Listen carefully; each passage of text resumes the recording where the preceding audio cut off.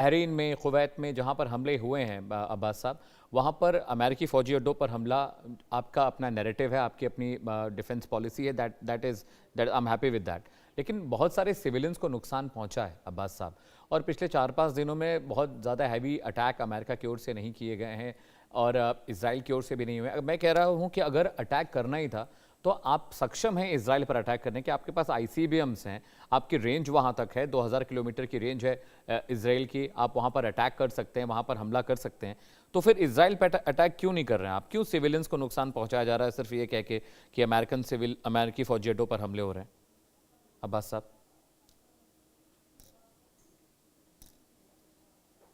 आप मुझे सुन पा रहे हैं अब्बास साहब? PCR is he with us? Abbas ji साहब, आप मुझे मेरी सुन बात पा रहे हैं? आपको आवाज आई? जी जी, आप सवाल अपना रिपीट कर देंगे प्लीज। हाँ अब्बास, अब्बास में मैं ये कह रहा हूँ कि आप बिल्कुल सक्षम है इसराइल को मारने में, आपके आईसीबीएम्स जो आपके पास हैं, खैबर, और जो आपके पास और भी डिफेंस मैकेनिज्म है, आप इसराइल को आराम से मार सकते हैं। लेकिन मैं ये कह रहा हूँ कि जब दिक्कत इसराइल के लेबनान अटैक से है, अमेरिका की पॉलिसीज से है, ये कुवैत में, बहरीन में सिविलियंस को मारना, क्या ये ठीक है? आप मारिए इसराइल को, मारिए। इसराइल अगर लेबनान पर हमला कर रहा है, वो सीज फायर को वैल्यू नहीं कर रहा है, दैट आई एक्सेप्ट। लेकिन सिविलियंस को बहुत नुकसान पहुंचा है। आपने अब्बास साहब तस्वीरें देखी होंगी, बच्चे अस्पताल में एडमिट हुए हैं, अपार्टमेंट्स पर रॉकेट्स गिरे हैं। अब्बास साहब, जी बिस्मिल्लाहिर्रहमानिर्रहीम, मुझे बहुत बहुत शुक्रिया मुझे इनवाइट करने के लिए। आपको तमाम दर्शकों को आदाब अर्ज करते हैं।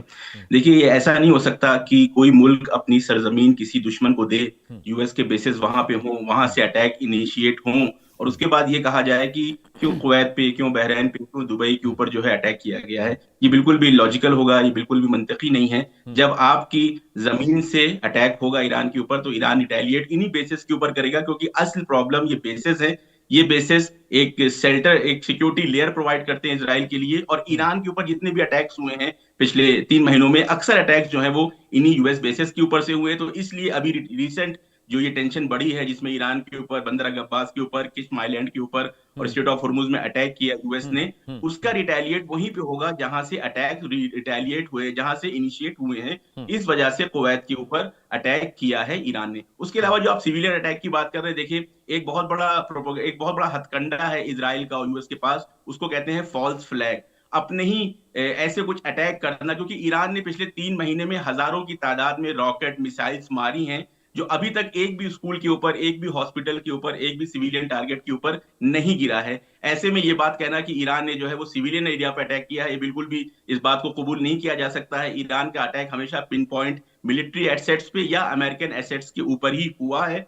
और इस बार भी कुवैत के ऊपर जो अटैक किया है इन्होंने मिसाइल से, वो अमेरिका का जो यूएस का जो बेस है वहां पे अटैक किया गया है। साथ ही साथ ये बात जो आपने शुरू में कही कि ईरान जो है वो शांति नहीं चाहता, सीज फायर नहीं चाहता, तो ये बात भी शायद सही ना हो, क्योंकि सिर्फ इसराइल इस वक्त एक ऐसा प्लेयर है इस पूरे में कि जो शांति नहीं चाहता। पूरे रीजन के अंदर वो अशांति फैलाए हुए है। 9 किलोमीटर अंदर तक लेबनान के अंदर वो घुस चुका है। पूरे गांव के गांव, पूरे कस्बे के कस्बे उन्होंने जो है मिसमार कर दिए हैं, डिस्ट्रक्ट कर दिए हैं, डिस्ट्रॉय कर दिए हैं। और उनकी स्ट्रेटेजी यही है, जब उनकी ताकत मिलिट्री के ऊपर नहीं चलती, हिजबुल्लाह के ऊपर नहीं चलती, हमास के ऊपर नहीं चलती, ईरान की आईआरजीसी के ऊपर नहीं चलती, तो वो सिविलियन टारगेट्स को आके खत्म करते हैं, चाहे वो स्कूल हो, चाहे वो हॉस्पिटल हो। 9 किलोमीटर तक अंदर वो जा चुके हैं, कई सारे गांवों को, कई सारे कस्बों को उन्होंने पूरा तबाह कर दिया है। तो ये जो लेबनान में हो रहा है, जो मैसेकर हो रहा है, जो कत्लेआम हो रहा है सिविलियंस का, उसकी वजह से ये पूरी टेंशन बढ़ रही है। और सीज फायर पे जो खतरा मंडरा रहा है वो इजराइल और नेतन्याहू की वजह से है। और इसका असल जो जिम्मेदार है वो ट्रंप और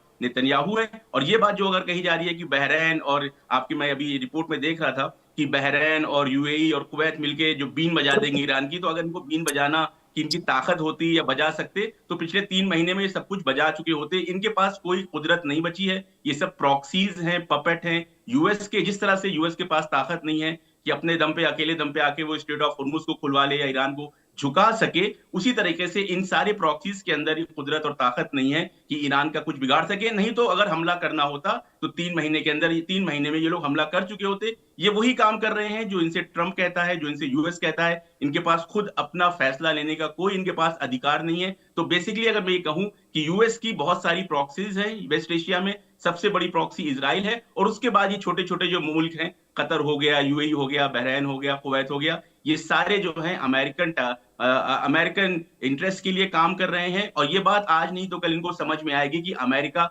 जो अपने यूएस बेसिस की सुरक्षा नहीं कर सका, वो जो है इनकी सुरक्षा नहीं कर सकता है। अमेरिका ने पिछले कई सालों से, कई दशकों से ईरान का डर दिखा के बिलियंस ऑफ डॉलर्स के जो है इन्होंने यहाँ पे हथियार बेचे हैं। ये एक बड़ी मार्केट है, ये पूरा गेम है अमेरिका का हथियार बेचने का। तो ये जो है सिलसिला ज्यादा दिन तक नहीं चलेगा। और जैसा कि अभी आपने एक रॉकेट के ऊपर लिखा हुआ दिखाया कि जब तक वेस्ट एशिया से एक भी अमेरिकी सोल्जर जो है, पूरे अमेरिकी सोल्जर बाहर नहीं चले जाते, तब तक ईरान जो है वो इस स्टेट को मेंटेन करके रखेगा। स्टेट ऑफ हुर्मुज पर ईरान का कंट्रोल रहेगा, और ये जंग तब तक चलती रहेगी जब तक वेस्ट एशिया से यूएस फोर्सेस पूरी तरह से बाहर नहीं हो जाती। पॉइंट टेकन अब्बास साहब। अ, मैं अरविंद सिंह तेजावत साहब के पास जा रहा हूँ। अरविंद जी, आप इस बात से इत्तेफाक रखते हैं कि पूरे मिडिल ईस्ट में एक ही शेर ईरान है, बाकी मिडिल ईस्ट में जो सुन्नी मुल्क हैं वो कभी रिटेलिएट नहीं करेंगे, चाहे उनको मार दिया जाए, ख़त्म कर दिया जाए, उनकी इकॉनमी को तबाह कर दिया जाए, उनके लोगों को तबाह कर दिया जाए, वो इसी तरह मार खाते रहेंगे? आपको भी ये लगता है? अमित साहब, मुझे बिल्कुल ऐसा नहीं लगता है। इसका कारण यह है कि जो अब्बास साहब ने जो बात कही है वो ईरान का ऑफिशियल स्टैंड है, पर हमें चीजें को समझने की जरूरत है कि क्या कुवैत, बहरीन, यूएई, कतर, क्या ये ईरान से मुकाबला करने की स्थिति में है? तो जवाब बिल्कुल ना में है, जैसा कि अब्बास साहब ने कहा, क्योंकि ये बहुत ही छोटे छोटे मुल्क हैं जिनका मिलिट्री पावर इतना नहीं है कि ये ईरान से लड़ सकें। तो ऐसे में साफ संदेश है कि अगर अमेरिका इन्हें बचा सकें तो बचा लें, पर यह ठीक नहीं है, क्योंकि अगर हम मानवीयता के स्तर पर देखें, जो अब्बास साहब जिस चीज से मुकर रहे हैं कि सिविलियन ठिकानों पे हमले नहीं हुए हैं, ऑफ कोर्स हुए हैं। और ये वही वाली चीज है जिसमें उनको लगता है कि अगर एक या दो लोगों की जान चली जाए, पर अगर स्टेट पावर अगर स्टेब्लिश हो जाता है तो वो ज्यादा इंपॉर्टेंट है।